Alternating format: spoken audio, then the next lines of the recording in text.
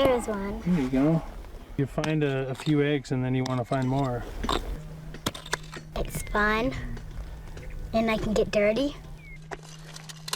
Got better odds than Reno. And it's better for you, I think. Most prospectors keep a keen eye out for shiny flecks in the rock.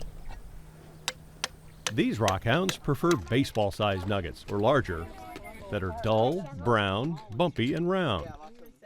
I think it's kind of like when you're going for gold and you know, kind of the gold rush feeling.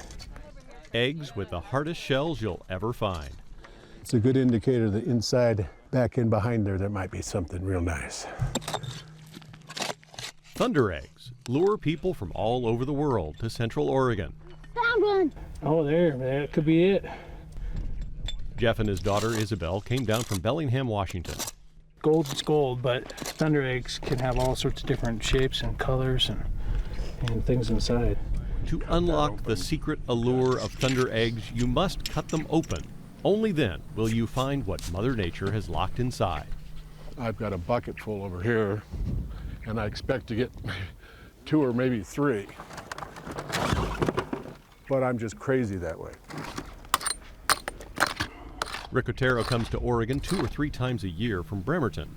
He's looking for rare, delicate patterns hidden inside, called a plume. If you're lucky enough to find an egg, it looks like this, and you start cutting it like a loaf of bread, and it starts having these little feathers in it. They call that plume, and that's what everybody likes. Out of 100 eggs, 1 of them is going to have the plume. Rockhounders like Rick will cut dozens of thundereggs to find just one that stands apart. It's beautiful. These ones turned out particularly nice, which is why I rushed back here to see if I can get some more. Look at the thunderegg I found.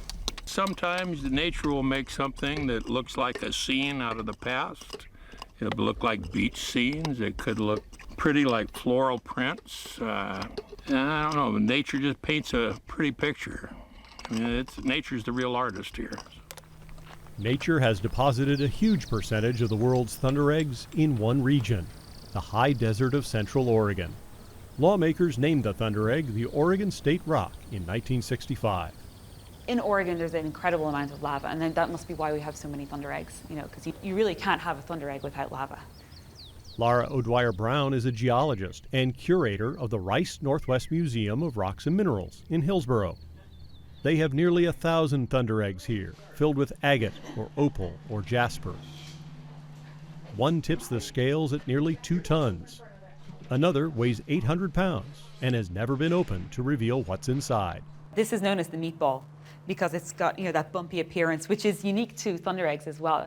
It's actually got a lot of little thundereggs stuck to it. She says no one really knows how thundereggs form, but one theory says a gas bubble forms in the lava, expands as it cools, and leaves a hollow hole. Then, over millennia, minerals dissolved in water leak down through the porous stone and fill in the gap, layer by colorful layer.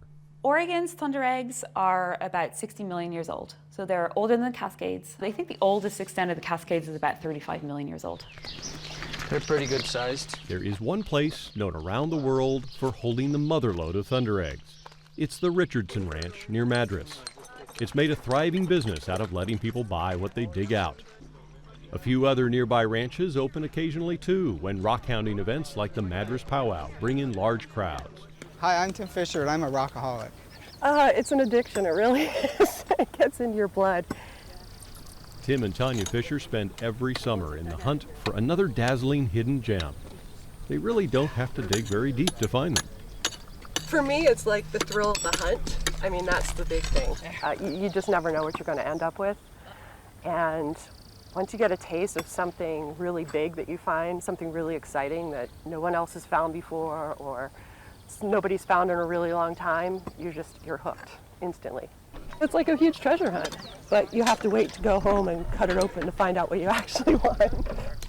I can tell pretty much by the feel of this and the weight of this and the heft of this that this is going to be a really great agate rock.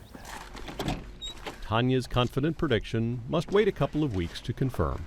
We have saws and polishers. Tim has to guess which is the best way to cut the rocks they found. As soon as I decide which way is up. Like cutting some wood, he wants to cut across the grain to best reveal the mineral pattern inside. We do have some agate in there, so we got lucky. Next, the egg gets sanded and polished, revealing jasper in yellows, browns, even a hint of purple. Ooh, it had something in it. Look at that. Looks great. This is what captivates so many collectors. Intrigue comes built into every thunderegg.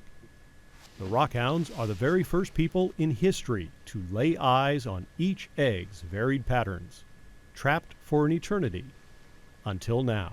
I like something happening in there, so there's like a scene happening inside the rock. You have to cut a few duds. But once that's happened a few times and you find out there's something actually inside it, it's I don't know, it's a magical experience. No two are the same. You might call them geologic snowflakes, encased in stone long before humans walked the earth. And what's amazing is that they don't know exactly how they're formed.